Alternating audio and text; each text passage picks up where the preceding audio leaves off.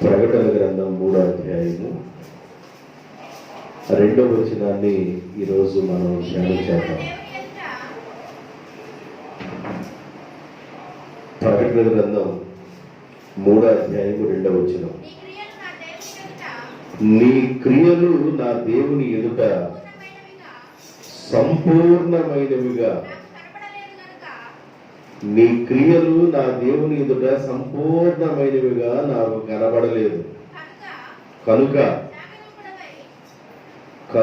జాగరూకుడవై చావనయున్న మిగిలిన వాటిని బలపరచుము. నీ క్రియలు నా దేవుని ఎదుట సంపూర్ణమైనవిగా కనబడలేదు కనుక జాగరూకుడవై సావనయున్న మిగిలిన వాటిని బలపరచుము. ఈ చదవబడిన వాక్య భాగంలో సార్దీసు అనే సంఘాన్ని గురించి దేవుడు మాట్లాడుతున్న మాటలు. బైబిల్లో కొన్ని సంఘాలు కనబడుతుంటాయి. ఫిలదెల్ఫియా, సార్దీసు, లవోదికయ అని ఇలాగ కొన్ని సంఘాలు కనబడుతుంటాయి. నా వైపు చూడాలి. ఈ సార్దీసు అనే సంఘాన్ని గురించి మీకు చెప్పడానికి ముందుగా సార్దీసు పట్టణంలో ఉన్న పరిస్థితులు కొన్ని మీకు చెప్పాలని ఆశపడుతూ ఉన్నాను. 3 మాటల్లో నేను మీకు సార్దీసు యొక్క ఆ పట్టణం యొక్క హిస్టరీ చెప్తాను. ఈ సార్దీసు యొక్క ప్రాంతాన్ని పరిపాలన చేసే రాజు గ్రీసస్. ఆ రాజుగారి పేరేంది? గ్రీసస్ అనే రాజుగారు పరిపాలన చేస్తూ ఉంటాడు. ఈ రాజుగారికి బాగా అహంకారం అంటే బాగా ఎక్కువ, ఎవరిని లెక్క చేయడు. ఈ రాజుగారు అహంకారి, ఎవరిని లెక్క చేయడు. ఈ గ్రీసస్ అనే రాజు ఎందుకు ఈయనకి ఎంత అహంకారము అంటే, ఈ రాజుగారికి ఆ సార్దీసు ఆ పట్టణంలో దాదాపు 1500 అడుగుల ఎత్తులో ఆ పట్టణం ఉంది. 1500 అడుగులు ఆ కొండ ప్రాంతం మీద ఆ పట్టణం కట్టబడింది. సార్దీసు పట్టణం. ఆ ప్రాంతాన్ని గ్రీసస్ అనే రాజు పరిపాలన చేస్తా ఉన్నాడు. ఆయనకున్న అతిశయం ఏంటంటే, 1500 అడుగులు కానీ ఎవరైనా శత్రువులు కానీ ఎక్కుతున్నప్పుడు మేము వాళ్ళతో యుద్ధం చేయడం చాలా ఈజీ, మమ్మల్ని ఎవరు గెలవలేరు, మేమే చాలా ఎత్తైన స్థలంలో ఉన్నాం, మమ్మల్ని ఎవరు గెలవలేరని ఒక విధమైన ఆలోచన కలిగి ఉన్నవాడు.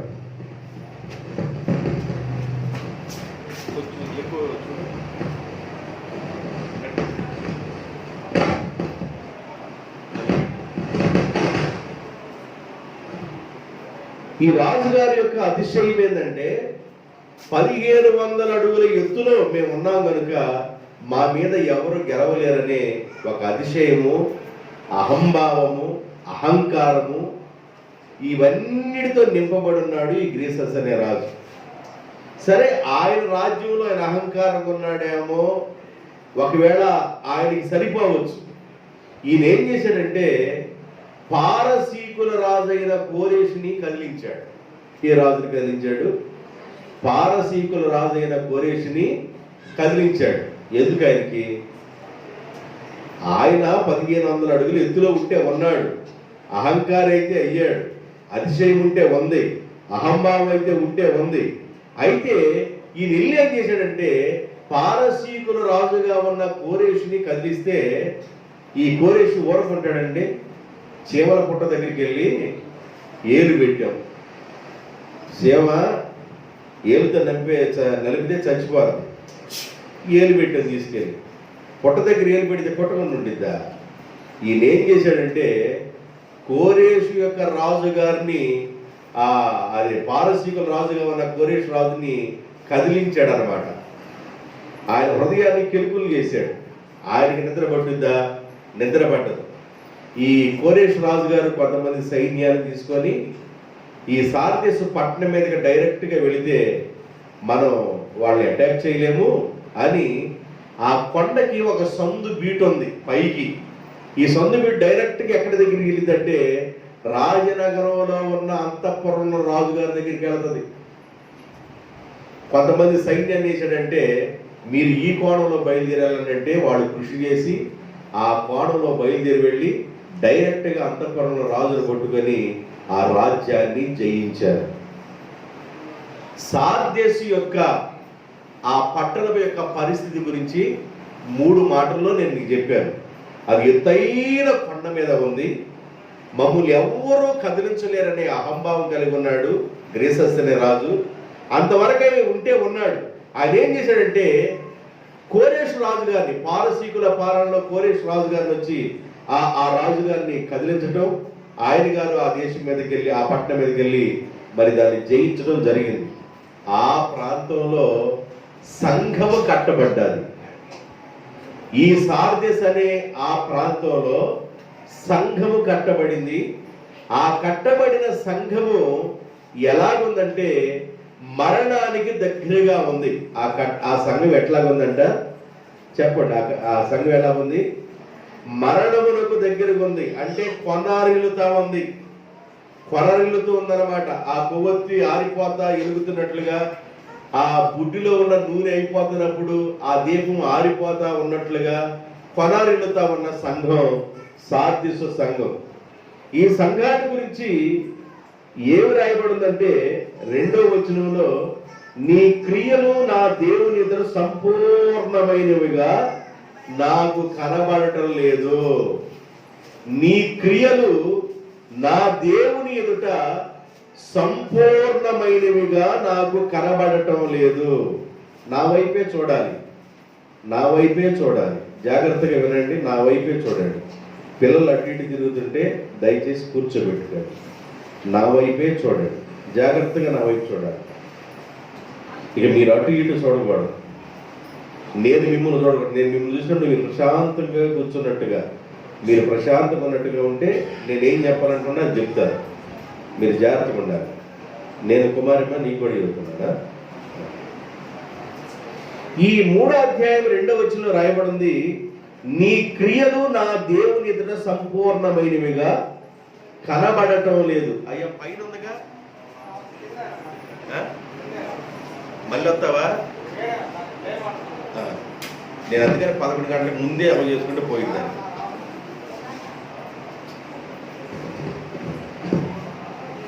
ఈ సార్దీసు సంఘం యొక్క పరిస్థితి ఎలాగుందంటే క్రియలు సంపూర్ణంగా లేవు.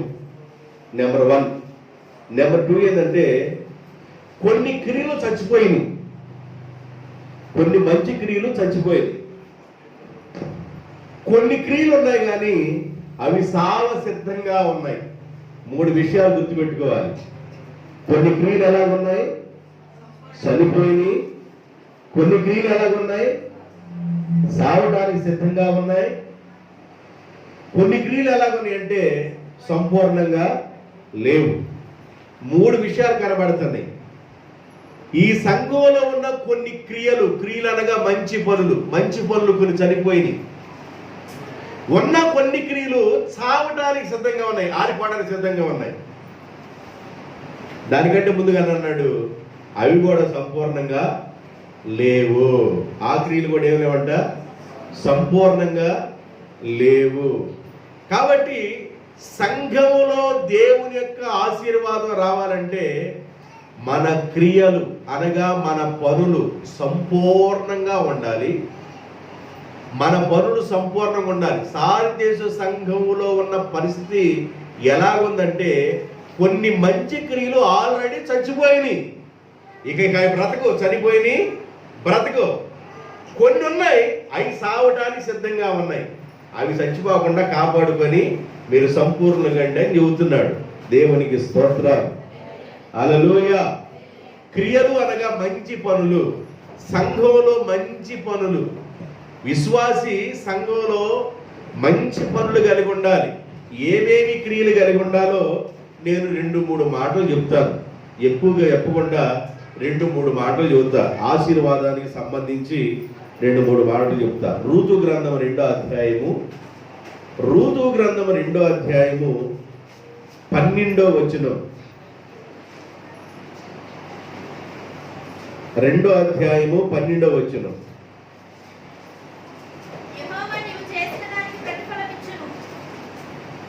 యెహోవా నీవు చేసిన దానికి ప్రతిఫలం ఇచ్చును.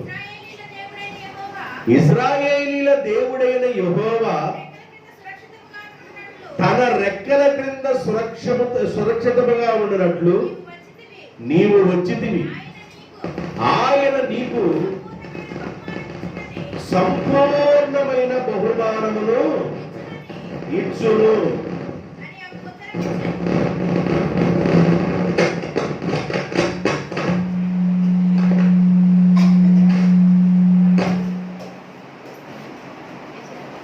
ఆయన నీకు సంపూర్ణమైన బహుమానము ఇచ్చును. వినండి, నీ క్రియలు సంపూర్ణంగా ఉన్నట్లయితే ఆయన నీకు బహుమానం ఇచ్చును. గుర్తుపెట్టుకోండి, సార్దీసు సంఘంలో ఉన్న క్రియలు సంపూర్ణంగా లేవు. కొన్ని క్రియలు చచ్చిపోయినాయి, కొన్ని క్రియలు చావటానికి సిద్ధంగా ఉన్నాయి. ఇంకేదో వచ్చింది ఈరోజు.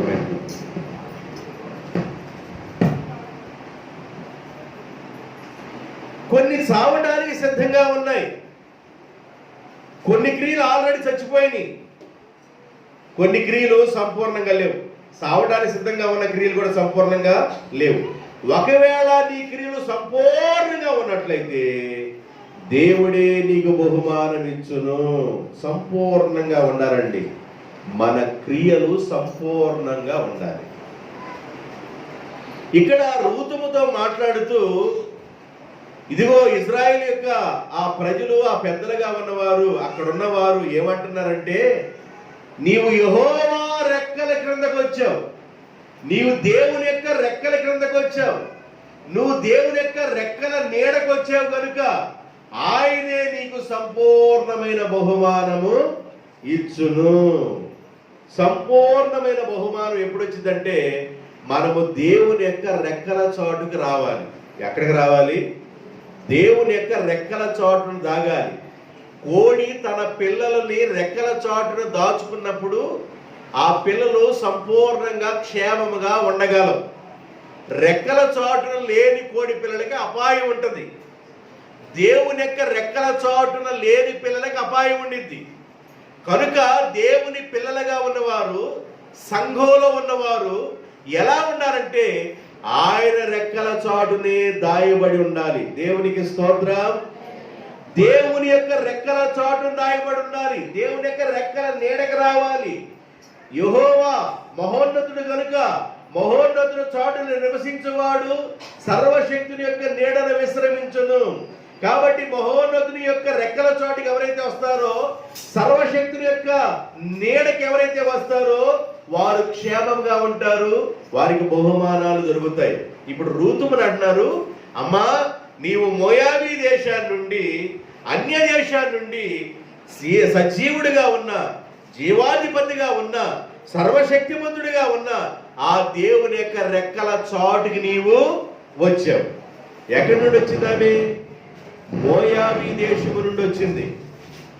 మోయాబీ దేశము నుండి ఆమె బయలుదేరి మహోన్నతు యొక్క రెక్కల చాటుకి ఆమె రావటం జరిగింది. అక్కడ విగ్రహారాధన, విగ్రహాలను వదిలిపెట్టేసింది, వాళ్ళ దేశాన్ని వదిలిపెట్టింది. ఆ దేశంలో ఉండగా ఆమె వివాహం జరిగింది. అయితే ఆ ప్రాంతాన్ని వదిలేసి వాళ్ళ అత్తగారు అప్పుడు వచ్చింది. భర్త చనిపోయాడు. భర్త చనిపోయినా కూడా అత్తను వదిలిపెట్టకుండా వాళ్ళ అత్తతో ప్రయాణం చేసి, అత్త నీ దేవుడే నా దేవుడు, నీ జనులే నా జనులు, నీవెక్కడైతే ఉంటావో నేను కూడా అక్కడ ఉంటాను, నీ ఉన్న చోట నేను ఉంటాను అత్త అని మోయాబీ దేశాన్ని వదిలి, విగ్రహారాధన ప్రాంతాన్ని వదిలి, వాళ్ళ బంధువర్గాన్ని వదిలి, దేవుని కలిగి ఉన్న వాళ్ళ అత్తతో ప్రయాణమై ఆమె యెరూషలేము ప్రాంతానికి వచ్చింది. కనుక ఆ ప్రాంతంలో ఉన్న ఆ పెద్ద అంటాడు, బోయాజు అంటాడు, నువ్వు యెహోవా రెక్కల చాటుకు వచ్చావు కాబట్టి ఆయన నీకు సంపూర్ణమైన బహుమానము ఇచ్చును. దేవునికి స్తోత్రం. యెహోవా రెక్కల చాటును నీకు సంపూర్ణమైన బహుమానం దొరుకుతుంది. దీన్ని పెట్టాను, ఈ కేబుల్ ఇది తగ్గించి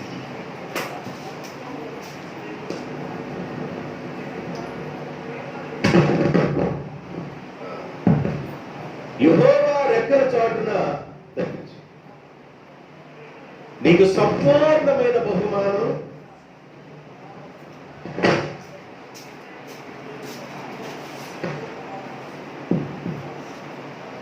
సంపూర్ణమైన బహుమానం అనేది దేవుని యొక్క రెక్కల చాటున మాత్రమే ఉండిద్దనే విషయాలు జ్ఞాపకం చేస్తున్నాడు. ఇప్పుడు జాగ్రత్తగా వినండి. సార్దేశు సంఘంలో సంపూర్ణత కనబడటం లేదు. కొన్ని క్రియలు ఏమన్నా ఆల్రెడీ చనిపోయినాయి, కొన్ని క్రియలు ఆల్రెడీ చావడానికి సిద్ధంగా ఉన్నాయి. అంటే విశ్వాసి జీవితంలో ఉండవలసిన క్వాలిటీస్ లేవు. సరిపోయిన స్థితిలో వాళ్ళు ఎదగటల్లా, ఆశీర్వాదాలు లేకపోవడానికి, దేవుని దీవెన లేకపోవడానికి, దేవుని యొక్క ఆశీర్వాదం వారి మీద పని చేయకుండా ఉండడానికి కారణం ఏంటంటే వారిలో సంపూర్ణత లేదు. ఏమి లేదంట. ఆశీర్వాదాలు ఎందుకు రావండి? దేవుని దీవెనలు ఎందుకు రావు? దేవుడు ఎందుకు ఆశీర్వదించడు? దేవుని ఆశీర్వాదాలు ఎందుకు రావు? దేవుడు అంటాడు, అడుగుడి మీకు ఇవ్వబడు, వెతుకుడి తట్టుడి, అడుగు ప్రతివాడు. ఇది వాక్యమా లేకపోతే మన సొంత మాటలా? అడిగే ప్రతి వ్యక్తి ఆశీర్వాదం పొందుతాడు. ఆశీర్వాదం రాకపోవటానికి, దేవుని దీవెన రాకపోవటానికి ఏవైనా కారణాలు ఏమన్నా ఉన్నాయా? వాటిని ఏం చేయాలంటే సరి చేసుకోవలసిన సమయం ఇది.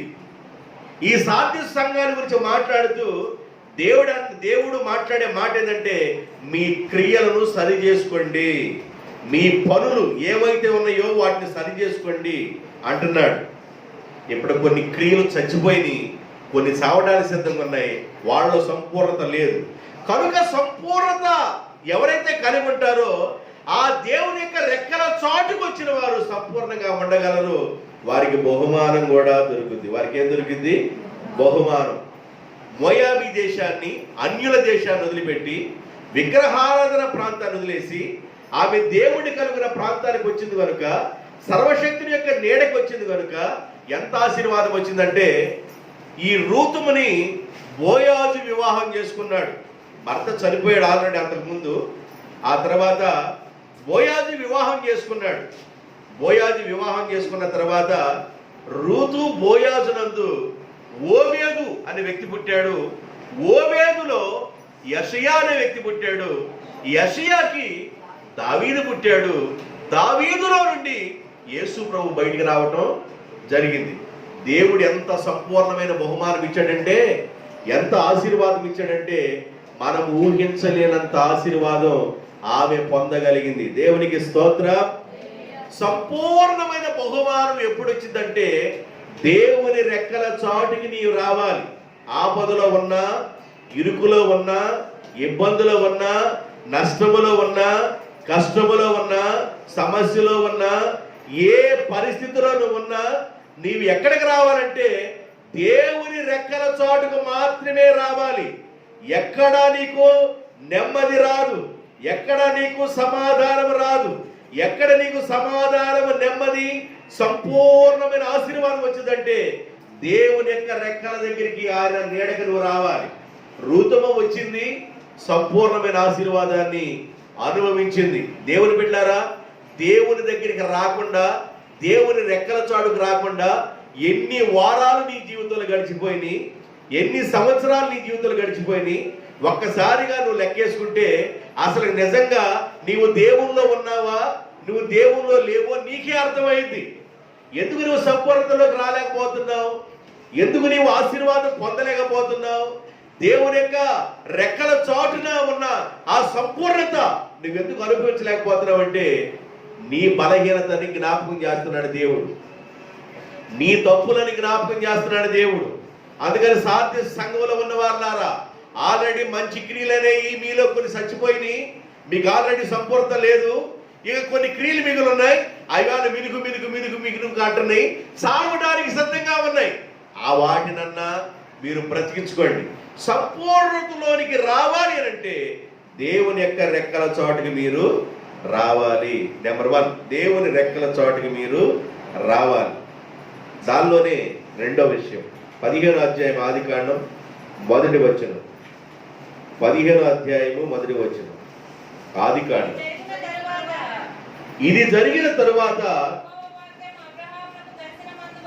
యెహోవా వాక్యము దర్శనమందు అబ్రహామునకు వచ్చి, అబ్రామా భయపడకుము, నేను నీకు కేడెము, నీకు బహుమానము, నేను నీకు కేడెము, నీ బహుమానము అత్యధికమగునని చెప్పాను.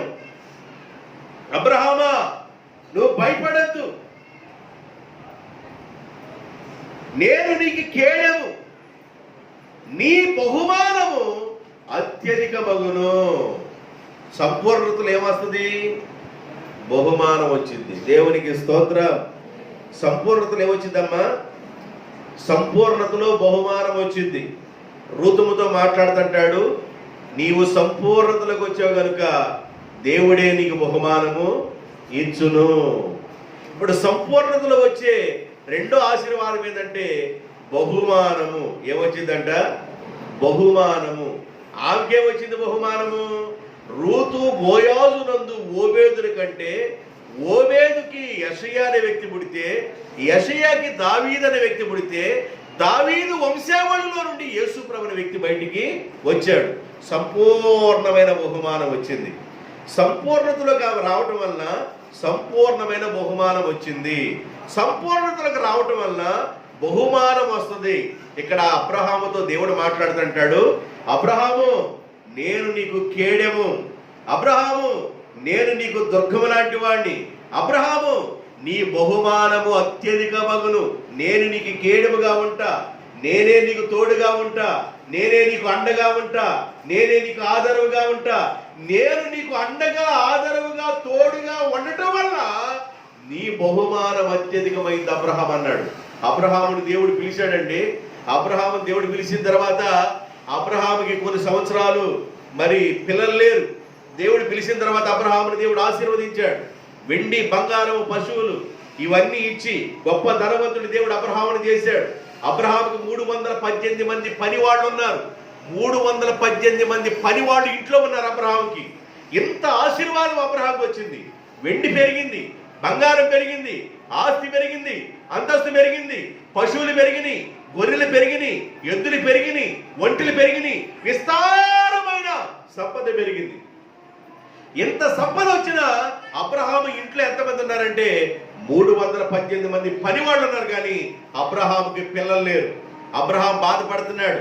అబ్రహాము చాలా బాధపడుతున్నాడు. అయ్యా, నువ్వు ఎంతగా నన్ను ఆశీర్వదిస్తే ఏమనాయనా, ఎంతగా నీవు నన్ను దీవిస్తే ఏమనాయనా, ఎంత ఆశీర్వాదం వచ్చినా, వెండి వచ్చినా, బంగారం వచ్చినా, విస్తారమైన సిరి సంపదలు వచ్చినా, పశువులు, గొర్రె మేక మందులు ఇవన్నీ వచ్చినా కూడా నాకు పిల్లలు లేకపోతే ఈ 318 మందిలో ఉన్న పెద్ద దాసుడిగా ఉన్న ఎలియాజరే ఈ ఇంటికి ఆస్తికర్త అవుతాడు కదయ్యా అని మనసులో బాధపడుతున్నప్పుడు దేవుడు అబ్రహాము దగ్గరికి వచ్చి అంటాడు, అబ్రహాము నేను నీకు కేడెము, నీ బహుమానము అత్యధికమగును. దేవునికి స్తోత్రం. భయపడమాకు, భయపడమాకు అబ్రహాం, నీవు నా రెక్కల చాటునున్నావు గనుక, నీవు సంపూర్ణతలో ఉన్నావు గనుక, నీవు నా రెక్కల చోటును ఆశ్రయించావు గనుక నేను నిన్ను ఆశీర్వదిస్తా, రా అని అబ్రహాముని తీసుకొని, అబ్రహాం నిద్రపోతా ఉన్నాడు. అబ్రహాం యొక్క ఆత్మ ప్రయాణం చేస్తా ఉంది. అబ్రహాం నిద్రలో నుంచి ఆయన దర్శనాలు చూస్తున్నాడు. దేవుడు తీసుకొని బయటకు వెళ్ళిపోయాడు, ఊరు బయటికి తీసుకెళ్ళిపోయాడు, సముద్రపు తీరాలు తీసుకెళ్ళాడు. కాస్త గుప్పిడి ఇసుక తీసుకోమన్నాడు. ఆ ఇసుకని అబ్రహాము నువ్వు లెక్క పెట్టు అబ్రహాం అన్నాడు. 1, 2, 3, 4, 100, 200, 1000, 1,00,000, 10 లక్షలు అని లెక్క పెడతా ఉన్నాడు. లెక్క పెట్టి అన్నాడు, నాకు నేను ఇక లెక్క వేయలేనయ్యా అన్నాడు. అబ్రహాం, నీ సంతానాన్ని లెక్కకు మించిన విస్తారమైన సంతానంగా నేను చేస్తాను. భూమి మీద ఉన్న సంతానం నీ మూలముగానే దీవించబడుతుంది. భూమి మీద ఉన్న జాతులు నీ మూలంగానే దీవించబడుతుంది. విస్తారమైన ఆశీర్వాదం నీ గర్భంలో నుండి నేను తీసుకొస్తాను అబ్రహాం అన్నాడు. దేవుడు ఒక మాట అన్న తర్వాత దేవుడు ఆ మనిషిని వదిలిపెట్టాడండి. దేవుడు వాగ్దానం చేసిన తర్వాత దేవుడు ఆ మనిషిని వదిలిపెట్టాడు. విస్తారమైన ఆశీర్వాదంతో నింపుతానన్నాడు, బహుమానం ఇస్తానన్నాడు. బహుమానం అనేది ఎప్పుడు వచ్చిందంటే ఆయన సంపూర్ణతలోనికి నువ్వు రావాలి, ఆయన రెక్కల చాటుకు నువ్వు రావాలి. ఆయన రెక్కల చాటుకు నువ్వు వస్తే సంపూర్ణతలో బహుమానం ఉంది. ఆ బహుమానాన్ని రూతుముకు దేవుడిచ్చాడు, ఆ బహుమానాన్ని అబ్రహాముకు కూడా దేవుడిచ్చాడు. నీ బహుమానము అత్యధికమవును. బహుమానం అంటే సంతానం. నీ సంతానం అత్యధికమైపోతాయా? భయపడబాక అబ్రహాం, దిగులు పడక అబ్రహాం. ఎందుకు దిగులు పడతావు, ఎందుకు భయపడతావు? నేను నిన్ను నిశ్చయముగా ఆశీర్వదిస్తాను. దేవునికి స్తోత్రం. దేవుడు అబ్రహాముని ఆశీర్వదించడం ప్రారంభించాడు.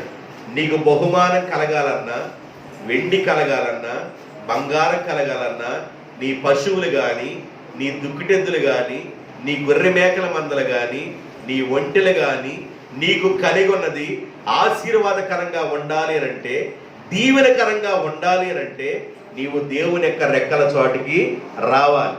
ఆయన రెక్కల చాటుకు రావటం వల్ల సంపూర్ణతలోనికి వచ్చినట్లు కనుక, నువ్వు సంపూర్ణతలో ఉండటం వల్ల నీకు బహుమానం దొరుకుద్ది. ఆమేన్, హల్లెలూయా. ఇప్పుడు జాగ్రత్తగా వినాలి. ఆ ఒకటో విషయంలో, ఆ విధానంలోనే నేను మూడో విషయం చెబుతున్నా. ఆ ఒకటో పాయింట్లో మూడో మాట చెబుతున్నా. ఒకసారి కీషు కుమారుడైన సౌలు, కీషు యొక్క గార్ధభవనం పోయింది, గాడిదలు పోతే ఆయన బాగా ఆస్తి కలిగిన వాడు. కీషు అనే వ్యక్తి బాగా ఆస్తి కలిగిన వాడు. ఆయన కుమారుడి పేరు సౌలు. ఈ గాడిదలు వెళ్ళిపోయింది. ఈ గాడిదలు ఎక్కడికి తిరుగుతున్నాయి అర్థం కాక ఊరంతా తిరిగితే కనబడలా. అవి ఎక్కడికి వెళ్ళియో అవి వెతుకుతూ ఆ ఊరి పొలిమేరలు, తర్వాత ప్రక్కనూరు అలా తిరుగుతా అప్పటికి 2-3 రోజులు అయిపోయింది. ఇక వాళ్ళకి కాళ్ళు నొప్పులు వచ్చినాయి. తీసుకెళ్ళిన మరి ఇంటికి వెళ్ళిపోదాం అనిపిస్తుంది. వాళ్ళు విసుకొచ్చేసింది. వీళ్ళు తిరుగుతున్నప్పుడు ఏమి జరిగిందంటే, ఆ దగ్గరలో ఒక దైవజనుడు ఉన్నాడు. ఆ దైవజనుడి చేత ప్రార్థన చేయించుకుందామనే ఒక ఆలోచన వచ్చింది. ఆలోచన వచ్చినప్పుడు దైవజనుడి దగ్గరికి వెళదాం అనుకున్నారు. ఈ సౌలు పక్కన ఉన్న పనివాడు ఇద్దరు కలిసి వెతుకుతున్నారు, గాడిదలు వెతుకుతున్నారు. ఈ వెతుకుతున్న గాడిదలు దొరకలేదు కాబట్టి ఇంటికి వెళ్దాం అనుకున్నారు. ఈ లోపు ఏమొచ్చిందంటే వాళ్ళకి ఆలోచన, దగ్గరలో దైవజనుడు ఉన్నాడు, దైవజనుడు ద్వారా ప్రార్థన చేయించుకుందామని వాళ్ళు వెళ్ళాలనుకున్నారు. అప్పుడు అంటాడు సౌలు, దైవజనుడి దగ్గరికి వెళ్ళేటప్పుడు మనం ఒట్టి చేతులతో వెళ్ళకూడదు కదా. దేవుడి సేవకుడి దగ్గరికి వెళ్ళినప్పుడు ఎట్ట వెళ్ళాలి? ఒట్టి చేతులతో వెళ్ళకూడదు. దైవజనుడి దగ్గరికి వెళ్ళేటప్పుడు మనం ఖాళీ చేతులతో వెళ్ళకూడదు. ఏదో ఒకటి మనం దైవజనుడికి తీసుకెళ్ళాలి. మన దగ్గర తీసుకొచ్చుకున్నవి అయిపోయింది, నా దగ్గర ద్రవ్యం కూడా లేవు, మరి ఏం చేయాలి అర్థం కావట్లేదంటే, సౌలు ప్రక్కనున్న పనివాడు అంటాడు, నా దగ్గర వెండి ఉంది. నా దగ్గర ఏముంది? వెండి ఉంది. ఆ వెండిని ఆ దైవజనుడి కానుక ఇచ్చి మనం ప్రార్థన చేయించుకుందాం అని వాడు మాట్లాడుకొని వాడు బయలుదేరాడు. 1 సమూయేలు గ్రంథం 9వ అధ్యాయము 7వ వచనం. 9వ అధ్యాయం 7వ వచనం. అందుకు సౌలు, మనము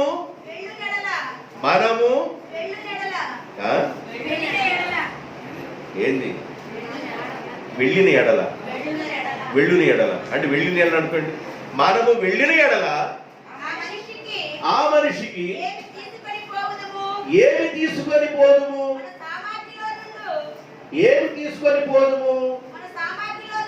మన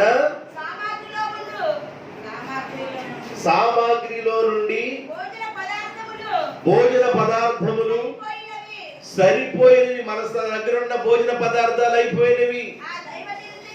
ఆ దైవజనునికి బహుమానము తీసుకొని పోవుటకు మనకి ఏమీయూ లేదు అని సౌలు తన పనివారితో చెప్పి, మన దగ్గర ఏమి లేదు, మరి ఏం చేయాలని వారు ఆలోచిస్తూ మన దగ్గర ఏమన్నా ఉందని వాళ్ళు అనుకుంటుండగా, ఆ పనివాడు సౌలుతో, చిత్తగించుము, నా యొద్ద 1/4 తులము వెండి ఉన్నది. ఎంత వెండి ఉందంట? నా దగ్గర 1/4 తులము వెండి ఉన్నది. ఆ వెండిని తీసుకెళ్లి ఆయనకిచ్చి ఆ బహుమానాన్ని ప్రార్థన చేయించుకుందాం అని అనుకున్నారు. దేవుని బిడ్డలారా, ఈ సార్దీసు సంఘములో మాట్లాడుతూ నేను మీకు ఏం చెప్పాలనుకున్నానంటే, ఆ సంఘంలో సంపూర్ణత లేదు. ఇప్పుడు సంపూర్ణతలోనికి రావాలి. సంపూర్ణతలోనికి రావాలి అని అంటే ఆ వ్యక్తి దేవుని యొక్క రెక్కల చాటుకు రావాలి. దేవుని యొక్క రెక్కల చాటుకు ఏ వ్యక్తి అయితే వస్తారో ఆ వ్యక్తికి సంపూర్ణమైన బహుమానం కలిగింది. రూతుమికి సంపూర్ణమైన బహుమానం కలిగింది. అబ్రహాముకి సంపూర్ణమైన బహుమానం దొరికింది. ఇప్పుడు దేవుని యొక్క సేవకుడి దగ్గరికి వెళతా కూడా బహుమానంతో వెళ్ళాలి. అదే మనకు ఆశీర్వాదం. దేవునికి స్తోత్రం. దైవజనుడి దగ్గరికి మనం ఒట్టి చేతులతో వెళ్ళకూడదు కదా. దేవుని సేవకుడు మన కోసం ప్రార్థన చేసేవాడు. దేవుని సేవకుడు మన బాధల్లో ప్రార్థన చేసేవాడు. మనం ఇరుకులో ఉన్నప్పుడు సేవకుడు ప్రార్థన చేస్తాడు. మన ఇబ్బందులో ఉన్నప్పుడు సేవకుడు ప్రార్థన చేస్తాడు. మనం కన్నీటిలో ఉన్నప్పుడు సేవకుడు ప్రార్థన చేస్తాడు. మన దుఃఖ సాగరంలో ఉన్నప్పుడు సేవకుడు ప్రార్థన చేస్తాడు. కాబట్టి సేవకుడు దగ్గరికి మనం వెళ్ళేటప్పుడు ఒట్టి చేతులతో వెళ్ళకూడదని వారు ఆలోచన చేసినప్పుడు ఆయన అంటాడు, సౌలు దగ్గర ఉన్న పనివాడు అంటాడు, నా దగ్గర పావు తులము వెండి ఉంది, ఆ వెండి నుంచి ప్రార్థన చేయించుకుందామని వాళ్ళ దగ్గరికి అట్లా వెళ్ళారండి. దైవజనుడి దగ్గరికి దైవజనుడు వాళ్ళ రాకని చూసి వాళ్ళతో ఏమన్నాడంటే, ఇదిగో కీషు కుమారుడైన సౌలు, నీ గార్ధబమును పోయి, నీ గాడిదలు పోయి, నీ తండ్రి యొక్క గాడిదలు పోయి నువ్వు వెతుకుతా ఉన్నావు. ఆ గాడిదల కొరకు ప్రార్థన చేయించుకుందామని వచ్చావు. అయితే నేను ఒక మాట చెబుతాను విను, నీ గాడిదలు ఇంటికి వెళ్ళిపోయినాయి అన్నాడు ఆయన. దేవునికి స్తోత్రం. నీ గాడిదలు వెళ్ళిపోయినాయ్యా, ఎక్కడెక్కడో తిరుగుతున్నావు, ఆల్రెడీ నీ గాడిదలు ఇంటి దగ్గర ఉన్నాయి అని చెప్పాడు. అట్లాగా అన్నాడు. ప్రార్థన చేసుకుని వెళ్ళేటప్పుడు సౌలుతో మరి దేవుడు ఏం చెప్పాడో ఆ మాట సమూయేలు సౌలుకి తెలియజేశాడు. దేవుడు నిన్ను ఎందుకున్నాడు, దేవుడు నిన్ను ఎందుకున్నాడు, ఇజ్రాయేల్ గోత్రం మీద 12 గోత్రాల మీద రాజుగా దేవుడు నిన్ను ఎందుకున్నాడు అన్నప్పుడు, నేను బెన్యామీను గోత్రికుడయ్యా, నేను అల్పుణ్ణయ్యా, నా గోత్రం మా యొక్క గోత్రకులన్నింటిలో మా గోత్రం చాలా చిన్న గోత్రం అయ్యా, మరి ఎంతగా ఉన్న మమ్ములను ఇజ్రాయేల్ 12 గోత్రాల మీద నన్ను నిండుకోవడం మీద దాన్ని తగ్గించుకున్నాడు. నువ్వు తగ్గించుకున్నావు కనుక దేవుడు నీకు సంపూర్ణమైన బహుమానం ఇవ్వబోతున్నాడు. దేవునికి స్తోత్రం. నీవు తగ్గించుకున్నావు కనుక 12 గోత్రాల్లో బెన్యామీను గోత్రం ఆఖరి గోత్రం. ఆయన అంటాడు, మేము చాలా చిన్నవాళ్ళమయ్యా, మా గోత్రం చాలా చిన్నదయ్యా. మాది ఈ 12 గోత్రాల్లో దేవుడు 2 గోత్రాలు వారిని ప్రత్యేకించాడు. యూదులను బెన్యామీను గోత్రాలు ప్రత్యేకించాడు. ఇజ్రాయెల్ 10 గోత్రాల వారిని, యూదుల 2 గోత్రాలని, యూదులు బెన్యామీను గోత్రం కలిపి యూదులు అన్నాడు. కాబట్టి మా గోత్రం చాలా చిన్నదయ్యా అని తగ్గించుకున్నాడు కనుక తగ్గించుకున్న సౌలుని దేవుడు ఆశీర్వదించి విస్తారమైన బహుమానాన్ని కలుగు చేశాడు. దేవునికి స్తోత్రం. మీరు గమనించండి, సంపూర్ణతలో ఆ బహుమానాలు ఉన్నాయి.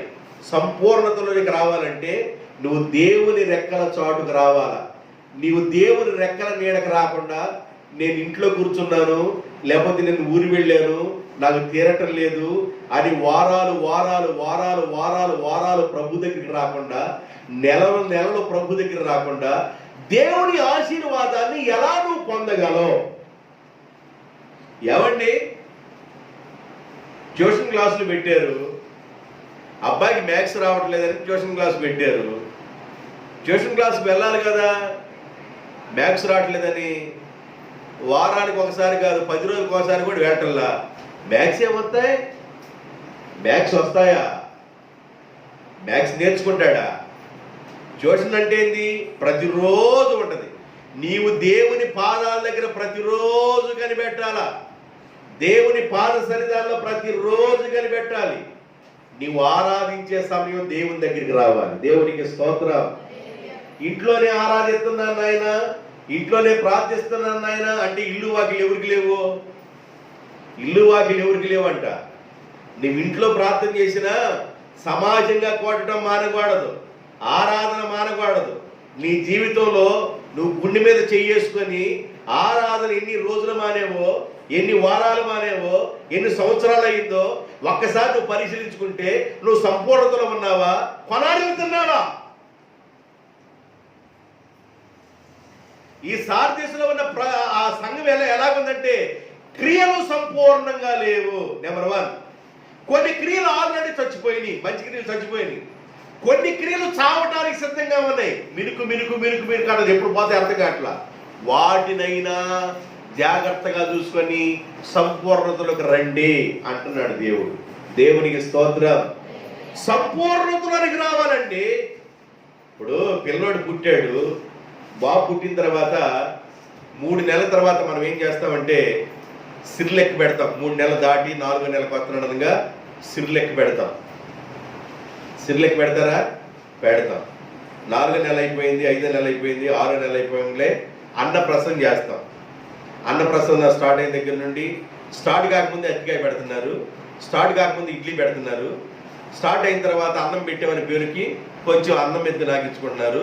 అన్నం పెడతాం, వాడు చిన్నగా కొద్దిగా తింటా ఉంటాడు. సంవత్సరం అయిన తర్వాతకి ఇంకా కొద్దిగా తింటాడు, 2వ సంవత్సరం వస్తే ఇంకా కొద్ది తింటాడు, 3వ సంవత్సరం వస్తే కొద్ది తింటాడు, 4వ సంవత్సరం వస్తే కొద్ది తింటాడు. అయినా బండి ఆడుతున్నాడు అనుకో. బండి ఆడింది ఎప్పుడు? బండి ఆడింది ఎప్పుడు? 6 నెలల వరకు అబ్బాయి అంట పాకితే, చెప్పండి, పాకితే కూర్చుంటే, పాకితే పంది, కూర్చుంటే కుందా, నంద్య. పాకితే పంది, కూర్చుంటే నంది ఏదో అంటారు, మీకు అన్ని తెలుసు, నేను అంటూ ఎందుకు.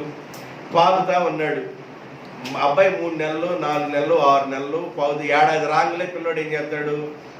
ఎదురు నడుస్తాడు. ఏడాది రాగలే మంచాలు కొట్టుకొని కొంచెం అట్ట నడుస్తాడు. ఏడాది అయిపోయి, 2వ ఏడాది అయిపోయి, 3, 4 అయిపోయింది. ఇంకా సిర్లెక్కే పెడుతున్నాం అనుకో, ఇంకా సిర్లెక్కే పెట్టి ఆ పిల్లోడు ఇంకా బందాడుతున్నాడు అనుకో, తల్లి ఏం చేసింది? తిరగని హాస్పిటల్లో ఉండదయ్యా, వీడు పుట్టిన దగ్గర నుంచి బందాడితే ఉన్నాడయ్యా, వీడికి 4వ నెల కాదు నాయన, 4వ సంవత్సరం, 4వ సంవత్సరంలో కూడా బందాడుతున్నాడంటే ఏమంటారు? చాలా మంది జీవితాలు ఎలా కొట్టినాయి అంటే దేవుల్లో ఎదగలేకపోతున్నారు, సంపూర్ణతలోనికి రాలేకపోతున్నారు. దేవుడు అంటాడు మీరు సంపూర్ణతలోకి రావాలి. సార్దేశంలో ఉన్న సంఘమా, మీరు సంపూర్ణతలోకి రావాలి. మీ క్రియలు సంపూర్ణంగా ప్రస్తుతానికి లేవు. కొన్ని క్రియలు ఆల్రెడీ చచ్చిపోయినాయి, కొన్ని ఏమైనా సావడానికి సిద్ధంగా ఉన్నాయి. ఆ సావడానికి సిద్ధంగా ఉన్న క్రియలన్నా జాగ్రత్తగా కాపాడుకొని సంపూర్ణతలోకి రండి. సంపూర్ణతలోకి వస్తే, ఆయన రెక్కల చాటుకు వస్తే మీకు సంపూర్ణత వస్తుంది. మీరు సంపూర్ణతలోకి వస్తే బహుమానం వచ్చింది. ఏమొచ్చిందంట? బహుమానము. సంపూర్ణత, దట్ ఈజ్ ఈక్వల్ బహుమానము. రూతుకి దేవుడు బహుమానం ఇచ్చాడు, అబ్రహాముకి దేవుడు బహుమానం ఇచ్చాడు. ఇలాగ దేవుడు బహుమానాన్ని దయచేవాడై ఉన్నాడు. దేవునికి స్తోత్రం. కొలసీలు రాసిన పత్రిక 3వ అధ్యాయము 12వ వచనం. కొలసీలు రాసిన పత్రిక 3వ అధ్యాయము 12వ వచనం.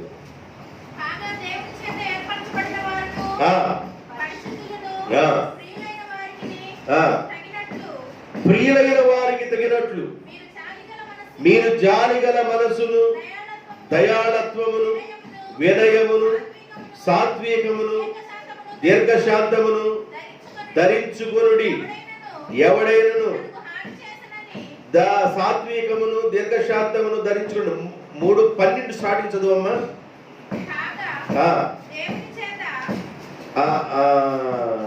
దానికంటే ముందుగా నువ్వు ఎక్కడికి వెళ్ళాలంటే 2వ సమూయేలు గ్రంథం 22:36లోకి వెళ్ళాలి. 22:36.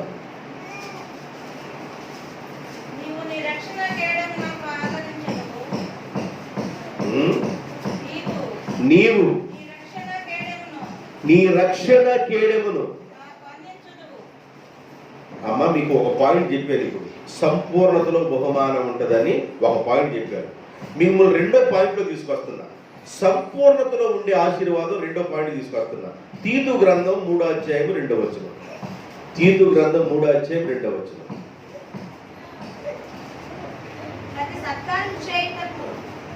ప్రతి 3వ అధ్యాయము 2వ వచనం.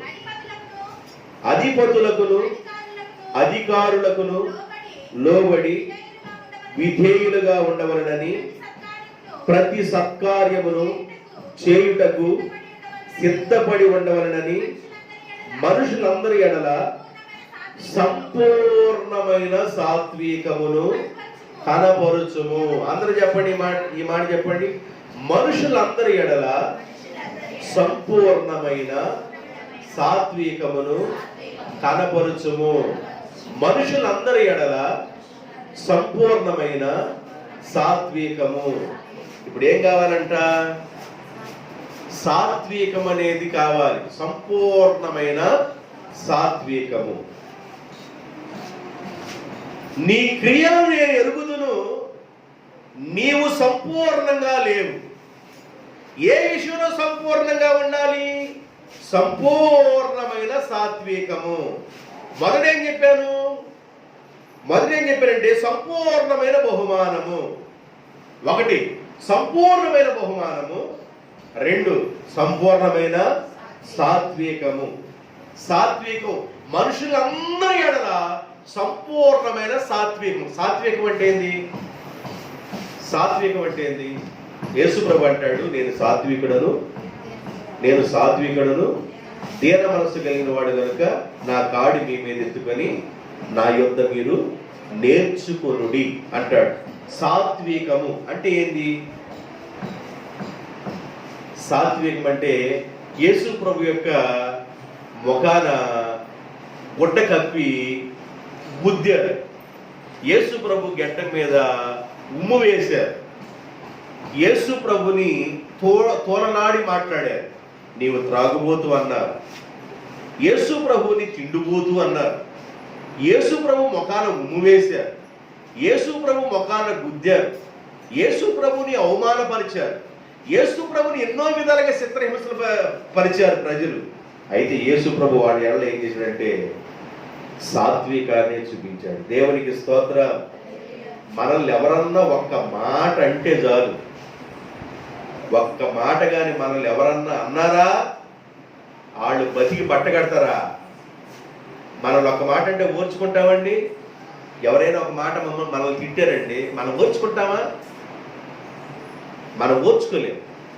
కానీ ఏమన్నాడంటే సాత్వికంలో సంపూర్ణత కావాలి, సంపూర్ణమైన సాత్వికం. సంఘంలో ఉన్న విశ్వాసుల్లో ఉన్న మంచి లక్షణంలో ఇది ఒక లక్షణం ఏంటంటే సాత్వికము. ఓ సాత్వికలో ఉన్న సంఘస్థులారా, మీరు సంపూర్ణతలో లేరు, మీరు సంపూర్ణతలోకి రావాలని చెబుతున్నారు. కొన్ని మంచి క్రియలు ఏమైనా చనిపోయి, కొన్ని ఏమైనా సావడానికి సిద్ధంగా ఉన్నాయి. సావడానికి సిద్ధంగా ఉన్న క్రియలని కాపాడుకొని మీరు సంపూర్ణతలోకి రండి. ఏ విషయంలో సంపూర్ణతలోకి రావాలి? 1 సంపూర్ణతలోకి రావడం వల్ల బహుమానం దొరికింది. 2 సంపూర్ణతలోకి రావడం వల్ల సాత్వికం దొరికింది. సాత్వికం అంటే ఏంటంటే దేవుని యొక్క ఆశీర్వాదం రావడానికి ఒక మనిషికి సాత్వికం అవసరం. సాత్వికం చాలా అవసరం. యేసుప్రభు అంటాడు, సాత్వికుడను దీన మనసు కలిగినవాడు. దేవుడు మోషే గురించి మాట్లాడుతుంటాడు, మోషే నా ఇల్లంతలో నమ్మకస్తుడు, భూమి మీద ఉన్న వారందరిలో మోషే సాత్వికుడు. మోషే ఎలాంటి వాడంట? సాత్వికుడు. ఒకసారి మోషేకి కోపం వచ్చి ఒక మనిషిని చంపేశాడు, హత్య చేశాడు. ఆ తర్వాత నిత్యాన్ని తీసి వెళ్ళిపోయాడు ఐగుప్తు దేశాన్ని వదిలి. అక్కడ 40 సంవత్సరాలు గొర్రెల కాపరిగా ఉన్నాడు. ప్రభు ఎన్నో పాఠాలు నేర్పించారు. ఆ పాఠాలన్నీ నేర్చుకొని వచ్చిన తర్వాత ఐగుప్తు దేశంలో మోషే ద్వారా దేవుడు 10 అద్భుతాలు చేసి బానిసలుగా ఉన్న ఇజ్రాయెల్ ప్రజల్ని దేవుడు విడిపించి వారిని కానానికి తీసుకెళ్తున్నప్పుడు మార్గ మధ్యలో ఎన్నోసార్లు ఇజ్రాయెల్ ప్రజలు మోషేను దూషించారు, ద్వేషించారు, నిందించారు, అవమానపరిచారు. ఎన్ని నిందించినా అవమానపరిచినా వాటన్నిటిని దేవుని వైపు చూసి తట్టుకున్నాడు. దేవునికి స్తోత్రం. మనుషులు నిందించిన, మనుషుల్ని అవమానపరిచిన ఇవన్నీ ఒకరోజు బహుమానంగా మారుతాయండి. నిన్ను ఏ స్థలములో నువ్వు నిందించబడ్డావో, ఏ స్థలములో అవమానపరచబడ్డావో, ఏ స్థలములో నీ జీవితం అవమానంగా ఎంచబడిందో అక్కడే దేవుడు నిన్ను ఆశీర్వాదకరంగా మారుస్తాడు. నీవు సంపూర్ణతలోనికి వస్తే, నువ్వు సంపూర్ణతలోకి రావాలి. బాధలోను, ఇరుకులో, ఇబ్బందులో, కన్నీటిలో, వేదనలో, నిట్టూర్పులో, ఎన్నో విషయాల్లో బాధపడతాను నీవు ఆశీర్వాదంలోనికి నువ్వు రావాలంటే సంపూర్ణతలోకి రావాలి. సంపూర్ణతలో సాత్వికం ఉంది, సంపూర్ణతలో బహుమానాలు కూడా ఉన్నాయి, సంపూర్ణమైన బహుమానం కూడా ఉన్నాయి.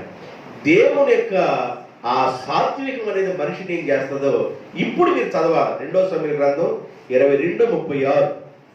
రెండో సమూయేలు గ్రంథం 22:36. నీవు నీ రక్షణ కేడెమును నాకు అందించెదవు, నీ సాత్వికము నన్ను గొప్ప చేయును. మోషే, ఆ దైవజనుడైన దావీదు గారు ఈ కీర్తన రాసుకుంటున్నాడు. ఆయన ఈ పద్యాన్ని రాసుకుంటున్నాడు. 22వ అధ్యాయంలో స్టార్టింగ్ లో నుండి చదువుకుంటే, ఇప్పుడు కాదులే, దైవజనుడైన దావీదు గారు సౌలు చేతుల నుంచి విడిపించబడిన తర్వాత ఈ కీర్తన రాసుకుంటున్నాడు. అది కీర్తన భాగంలో కూడా ఉంటుంది ఆ మాట, నీ సాత్వికము నన్ను గొప్ప చేయును. దేవుని యొక్క సాత్వికము మనిషిని గొప్ప చేస్తుంది. ఒక గొప్ప స్థానములో, ఒక ఉన్నతమైన స్థానంలోనికి నడిపించేది దేవుని యొక్క సాత్వికము. దేవుని యొక్క సాత్వికము నేనేం చేసిందంటే గొప్పవాడిని చేసింది. కీర్తన గ్రంథము 18వ కీర్తన 35వ వచనం, 18:35. నీ రక్షణ కేడెమును నీవు నాకు అందించుచున్నావు, నీ కుడి చెయ్యి నన్ను ఆదుకొనును, నీ సాత్వికము నన్ను గొప్ప చేయును. సాత్వికము, సాత్వికము. ఏదైనా ఒక విషయాన్ని ఒక మనిషి తోలనాడి మాట్లాడినప్పుడు నీవు గాని ఓర్చుకోగలిగితే ఆ ఓర్పులోనే ఉందండి ఆశీర్వాదం. ఎవరైనా నా నామము నిమిత్తం మిమ్మల్ని దూషించి చెడ్డగా మాట్లాడి మిమ్మల్ని హింసించి మీ మీద చెడ్డగా మాట్లాడినప్పుడు మీరు ధన్యులు, పరలోకంలో మీ తండ్రి మిమ్మల్ని బహుగా ఆశీర్వదించరు, మీరు ధన్యులు, మీరు సంతోషించండి అన్నాడు. ఎందుకు మనల్ని దూషించినప్పుడు సంతోషించమన్నాడు అంటే దేవుడు ఆయన బహుమానాన్ని ఇవ్వబోతున్నాడు, ఆయన ఆశీర్వాదాన్ని ఇవ్వబోతున్నాడు, ఆయన గొప్ప చేయబోతున్నాడు. దేవుడు ఒక మనిషిని గొప్ప చేయడానికి ముందుగా ఎన్నో పరిస్థితులు ఎదురవుతాయి. దావీదు గారు అంటాడు, అయ్యా సౌలు యొక్క రాజుగారి చేతులు నన్ను తప్పించావయ్యా, నాకు అన్నం పెట్టినట్లే పెట్టి బళ్ళాన్ని పట్టుకొని విసిరేశాడు ఆయన రెప్పపాట్లో నన్ను తప్పించావు ఆయన, ఎన్నోసార్లు నన్ను చంపడానికి చూశాడయ్యా, రాజుగారి చేతుల నుండి నన్ను తప్పించి నన్ను కాపాడేవు కనుక దేవా నీ సాత్వికము నన్ను గొప్ప చేస్తుందయ్యా. గొర్రెల దొడ్లో ఉన్న నేను, గొర్రెల కాపరిగా ఉన్న నేను ఇశ్రాయేలు రాజ్యాన్ని పరిపాలన చేయడానికి ఆ సింహాసనం మీద నన్ను కూర్చోబెట్టిన వాడివి నీవే కదా, ఎక్కడో గొర్రెల కాపరిగా ఉన్న నన్ను రాజుగా చేసేవనైనా నీ సాత్వికము నన్ను ఏం చేసింది, గొప్ప చేసింది అయ్యా అని ఆయన కీర్తన రాసుకుంటున్నాడు, పాడుకుంటున్నాడు అన్నమాట. దేవుని బిడ్డలారా, ఈ సాధ్యసు సంఘంలో క్రియలు సంపూర్ణంగా లేవు. సంపూర్ణతలోనికి రావటం వల్ల ఆశీర్వాదం వచ్చింది. ఇప్పుడు క్రియలు సంపూర్ణంగా లేవు, కొన్ని క్రియలు ఆల్రెడీ చచ్చిపోయినాయి, కొన్ని ఏమైనా సావటానికి సిద్ధంగా ఉన్నాయి. సావడానికి సిద్ధంగా ఉన్న క్రియల్లో మంచి క్రియలు వాటిని చచ్చిపోకుండా నీవు కానీ కాపాడుకొని దేవుని యొక్క రెక్కల చాటులోకి వస్తే నువ్వు సంపూర్ణతలోకి వచ్చినట్లే, ఆ సంపూర్ణతలో ఆయన రెక్కల చాటులో నువ్వు ఉంటే నీకు బహుమానం దొరుకుద్ది. బహుమానమే కాదు, నీకు ఆశీర్వాదం కలుగుద్ది. బహుమానమే కాదు, ఇంకేం కలుగుద్ది అంటే గొప్ప చేయబడతావు. ఆయన సాత్వికం నిన్నేం చేసింది, గొప్ప చేస్తుంది. రెండో పాయింట్ చెప్తున్నాను, దేవుని యొక్క సంపూర్ణత నీకు సాత్వికాన్ని, ఆయన సాత్వికం నీకు సంపూర్ణత నడిపించింది. ఆయన సాత్వికం ద్వారా దేవుడు నేను గొప్ప చేస్తాడు. సాత్వికము అనేది ఎప్పుడు ఒక మనిషిలో పుట్టిందంటే ఆత్మలో ఫలించాలి. ఈ ఒక్క మాట చెప్పేసి నేను ముగిస్తా. ఆత్మలో ఫలించాలి. దేనిలో ఫలించాలి? ఆత్మ. మనిషి చచ్చిపోయిన ఆత్మ చావదు, మనిషి చనిపోయిన ఆత్మ చావదు. ఈ ఆత్మ దేవుని ఎదుట ఒక రోజు నిలబడాలి. కనుక మనిషి బ్రతికుండగానే ఈ శరీరం అనే గుడారం అనే ఈ ఇల్లు, ఈ ఆత్మకు దేవుడు భద్రతగా ఉంచాడు. ఈ గుడారములో నుండి ఈ ఆత్మ బయటకు వచ్చిన వెంటనే తల దగ్గర దీపం పెడతారు. తల దగ్గర ఏం పెడతారు? దీపం పెడతారు. తల దగ్గర దీపం పెట్టారంటే ఏంది? ఈలో ఉన్న ఆత్మ బయటకు వచ్చేసింది, తల దగ్గర దీపం పెట్టేస్తారు. ఈ దీపం లోపల ఉండగానే, ఈ శరీరం అనే ఇంటిలో ఈ దీపం ఉండగానే నువ్వేం చేయాలంటే నీ ఆత్మలో ఫలించాలి. ఆత్మలో ఫలిస్తే ఆ ఫలములో నుండి వచ్చేదే సాత్వికము. ఆత్మ ఫలం ఏదనగా ప్రేమ, సంతోషము, సమాధానము, దీర్ఘశాంతము, దయాళత్వము, మంచితనము, ఆశానిగ్రహము, సాత్వికము, ఈ ఆత్మఫలాలు. ఈ ఆత్మఫలంలో ఒక ఫలం ఏంటంటే సాత్వికము. దబాలన ఒక మనిషి మనల్ని అన్నారండి, మనం అర్థం చేసుకొని తొందరపడితే పడ్డాడని మనం వదిలేస్తే మనకు ఆశీర్వాదం వచ్చింది. దేవునికి స్తోత్రం. తొందరపడబాకయ్యా మాట్లాడబాక. కొంతమంది తొందరపడి మాట్లాడతారు. ఆ తొందరపాటు వల్ల ఏమొచ్చిందంటే ఆశీర్వాదాన్ని పోగొట్టుకుంటాం. తొందరపాటులో ఆశీర్వాదాలు దూరం అయిపోతాయి. తొందరపడకూడదు. సాత్వికం కలిగి ఉండటం వల్ల దీవెన వస్తుంది. ఈ సాత్వికం అనేది ఆత్మలో ఫలించడం ద్వారా కూడా వస్తుంది. సంపూర్ణమైన సాత్వికం మనిషిని ఏం చేస్తుందంటే గొప్ప చేస్తుంది. దేవునికి స్తోత్రం. అబ్రహామును గొప్ప చేసింది ఆయన యొక్క దీనత్వమే. యాకోబును ఆశీర్వదించింది ఆయన దీనత్వమే. ఇస్సాకును ఆశీర్వదించింది ఆయన దీనత్వం. ఒక మనిషి యొక్క దీనత్వము ఒక మనిషిని గొప్పవాడు చేస్తుంది. ఒక మనిషి యొక్క సాత్వికము ఒక మనిషిని గొప్పవాడు చేసింది. సాత్వికం అనేది నీవు కలిగి ఉండాలి. సంపూర్ణతలోనికి రావాలి. సాత్వికములో సంపూర్ణత మనకు కలిగి ఉండాలి. మీకు 2 మాటలు చెప్పాను. సార్దిస్ సంఘంలో ఏమి లేదంటే సంపూర్ణత లేదు. సంపూర్ణత రావాలంటే దేవుని రెక్కల చాటుకు రావాలి అని చెప్పాను. ఆయన రెక్కల చాటుకు వస్తే బహుమానం వచ్చిందని చెప్పాను. దేవుని యొక్క సాత్వికంలో నువ్వు ఉంటే గొప్ప చేయబడతావని చెప్పాను. ఆ సాత్వికంలో కూడా నీలో పుట్టాలి, అదే ఆత్మఫలం అని చెప్పాను. 2 మాటలు చెప్పాను. ఈ 2 మాటలు మీ హృదయంలో దాచిపెట్టుకోండి. ఈ మాటల ద్వారా దేవుడు మిమ్మలను మీ కుటుంబాన్ని బహుగా ఆశీర్వదించునుగాక. కళ్ళొంచండి, ప్రార్థన చేద్దాం.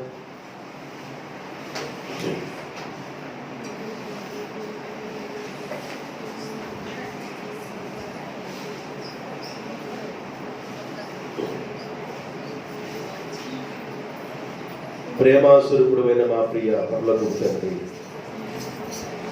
పరిశుద్ధుడైన మా ప్రభువా యేసయ్యా, మీకు వందనాలు, స్తుతులు, స్తోత్రాలు. మీ సన్నిధిలో ప్రార్థన చేస్తున్నాను. సార్దస్ యొక్క ఆ పట్టణపు పరిస్థితులు చెప్పాము నాయన. సార్దస్ సంఘంలో ఉన్న లోటుపాట్లను జ్ఞాపకం చేసుకున్నాను. కొనారిల్లుతున్న సంఘం, మరణ బంచుల్లో ఉన్న సంఘం ఆ విధానాన్ని మార్చుకొని చనిపోతున్న క్రియలని వాటిని జాగ్రత్తగా పట్టుకొని సంపూర్ణతలకు రావాలని తెలియపరిచావు నాయన. మీ రెక్కల చాటున సంపూర్ణత ఉందని, మీ రెక్కల చాటుకు రావటం వల్ల బహుమానం ఉందని, సంపూర్ణమైన సాత్వికం కలిగి ఉండాలని, మీ సాత్విక మనిషిని గొప్ప చేసిందని మీరు మాట్లాడిన మాటలను బట్టి మీకు వందనాలు, స్తుతులు, స్తోత్రాలు. విత్తబడిన సువార్త నీరుగట్టి ఫలింపచేయండి. బిడ్డల హృదయాల్లో ముద్రించి భద్రపరచండి. చేరొచ్చిన ప్రతి బిడ్డలో పేరు పేరు చొప్పున దీవించమని ప్రార్థన చేస్తున్నాను. ఈ సమయంలో మీ బిడ్డలను దీవించి ఆశీర్వదించి ప్రార్థన చేస్తున్నాను. మీ కుమారుడు కోటేశ్వరరావు అలాగే శ్యామల కొరకు ప్రార్థన చేస్తున్నారు. వారి కుటుంబాన్ని బట్టి ప్రార్థన చేస్తున్నారు. తండ్రి, మీ కుమారుడు కోటేశ్వరరావుని జ్ఞాపకం చేసుకొని తనకి మంచి ఆరోగ్యాన్ని దయచేయండి. తన ప్రేమించిన సహకారి వాళ్ళ శ్యామలను, తన కుమారుడు కుమార్తెను కూడా మీరు దీవించమని కూడా ప్రార్థన చేస్తున్నారు. ప్రత్యేకమైన మీ కాంతిని మీ బిడ్డల మీద ఉంచండి. మీ అభిషేకాన్ని మీ బిడ్డల మీద ఉంచండి. అదేవిధంగా దానియేలు 2 బట్టి వందనాలు అయ్యా. మీ కుమారుడు కుటుంబాన్ని బట్టి ప్రార్థన చేస్తున్నాను ఆయన. మీ బిడ్డలు ఎదుగుతూ ఉన్నారు. మీ సన్నిధానంలో బిడ్డలు ఆశలు ఎదుగుతున్నారు. మరి కుమారుడు నాయన అనేక విధాలుగా శోధించబడుతూ ఉన్నాడు. టైఫాయిడ్ జ్వరం చేతను బాధపడ్డాడు అయ్యా. నాయన దానిలో బిడ్డకి యాక్సిడెంట్ అయిందని విన్నాను. నా ప్రభు ఆ బిడ్డ కోలుకోవడానికి కృప దయచేయండి. అలాగే తండ్రి, మరి దానియేలు రెడ్డి గారి మనవరాలకు కూడా దెబ్బలు తగిలియని విన్నాను. ఆ బిడ్డ కూడా త్వరగా కోలుకోవడానికి కృప దయచేయండి. మీ బిడ్డల్ని మీరు జ్ఞాపకం చేసుకుని ఆ బిడ్డలు ఎక్కడ శోధించబడకుండా, శోధనకు గురి కాకుండా తప్పించమని ప్రార్థన చేస్తున్నాను. మీ పరిశుద్ధాత్మ ప్రసన్నతలు తోడుగా ఉంచమని ప్రార్థన చేస్తున్నాను. ఈ సమయంలో మీ కుమార్తె విజయలక్ష్మి కూడా పెట్టుకోవడం ప్రార్థన చేస్తున్నాను. దానిని జ్ఞాపకం చేసుకున్నాను. మంచి ఆరోగ్యాన్ని ప్రసాదించాను. మీరు ఎక్కల చోట మీ బిడ్డలు దాచి భద్రపరచమని ప్రార్థన చేస్తున్నారు. నూతన బలాన్ని దయచేయమని, ప్రతి బలహీనత నుంచి విడుదల కలిగించి నూతన అభిషేకంతో నింపమని ప్రార్థన చేస్తున్నాను. గృహం చుట్టూ కంచి, బిడ్డల చుట్టూ కంచి, మరి ముఖ్యంగా మీ సన్నిధి చేరొచ్చిన ప్రతి బిడ్డను దీవించమని, ఆశీర్వాదాలకు పాత్రలుగా చేయమని యేసు నామములో వేడుకుంటున్నాము తండ్రి. ఆమేన్.